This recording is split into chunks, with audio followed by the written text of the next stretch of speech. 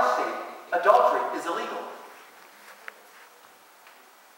So I start thinking about, what does it take to form laws? And I realize that all the things that hold us together as a family are actually being destroyed. Laws have been on the books for a long time. And sometimes things that we would consider to be true and acceptable weren't always said. During the colonization of the Americas, the rape of Native women was not held to be a crime under Spanish law, as the persons in question were pagan, therefore considered not human and not Christian. Rape for American Indians wasn't considered a crime. See, we've somehow moved from the place that morality is something that's intrinsically right and wrong according to God's definition, to it being something that we interpret and decide what's right and wrong. The American family is being destroyed as abortion is accepted as a convenience.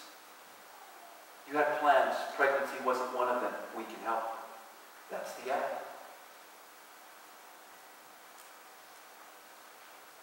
"89% of abortions are for convenience."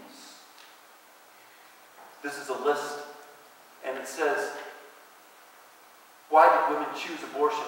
It was by Torres and Forrest, who did an actual interview of women who had abortions and found from those doctors what their reasoning was. 21% said it's inadequate finances to raise a child. 21% said not ready for the responsibility. 16% of women said it would change their lives too much.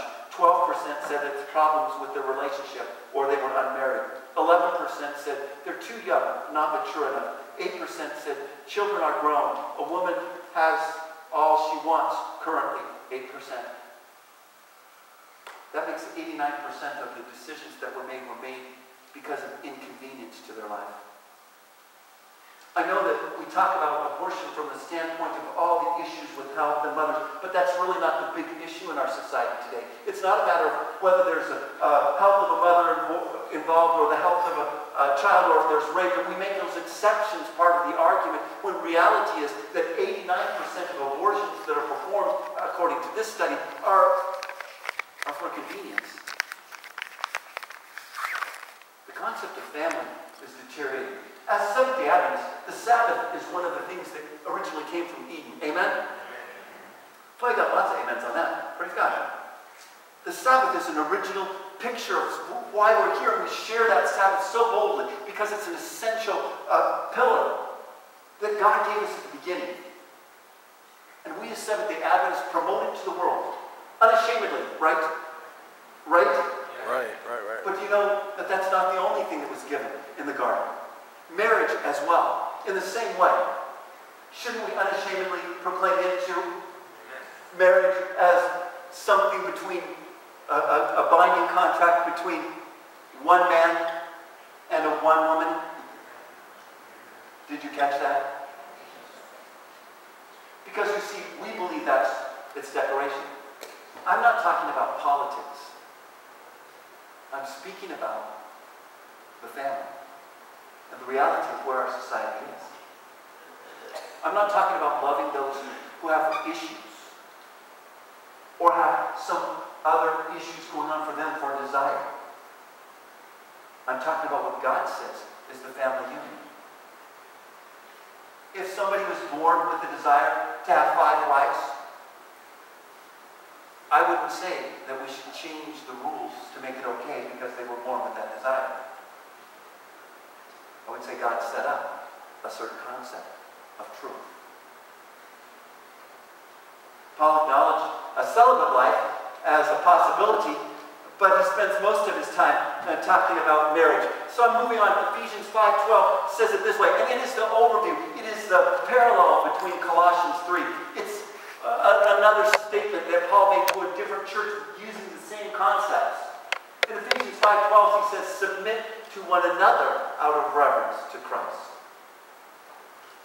Submit to one another out of reverence for Christ. That one's not as quoted as often, is it? As wives, submit to your husbands. Submit to one another out of reverence for Christ. That was a radical concept. Radical in their day. This was something that Jesus was saying that was against societal norms. To count the other person as significant into the role that you would submit to them. Each person in the family submitting to each other. It's about being imitators of God. It's about looking at how He works. It's about understanding this concept of love and how to move that love into the marriage relationship. It was just spoken of that we should encourage each other with psalms, hymns, and spiritual songs to lift each other up. It was talking about our responsibility for helping others grow in their relationship with Jesus. And then as Colossians moves on, it says, and take that same thing into your family. Submit to one another. Right? To make it a part of Christian living. To have the home be a place where we submit to one another. A careful study of God-based religion that affects all aspects of life found that Jews were 97% more likely not to divorce. Well, why I mention that is because sometimes it said, well, Christian statistics about what happens in their marriage and non-Christian statistics are about the same.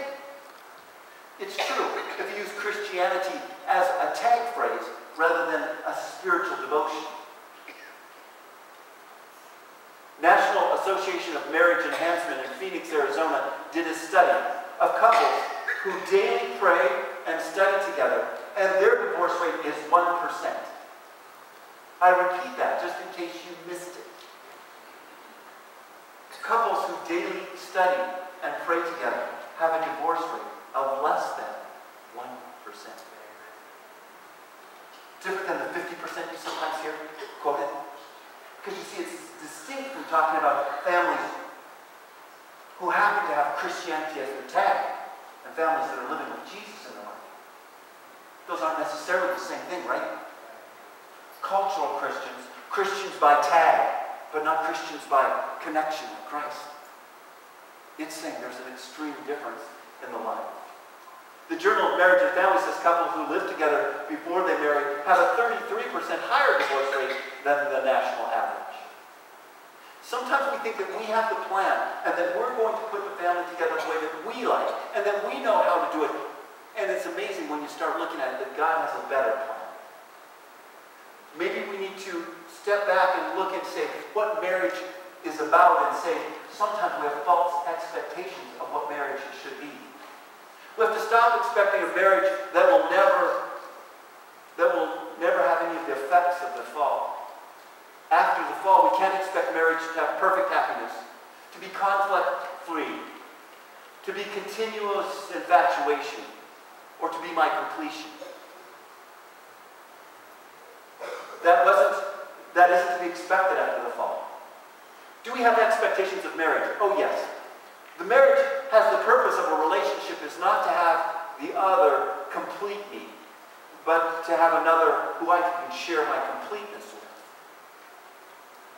We can expect from marriage companionship, spiritual intimacy, supporting each other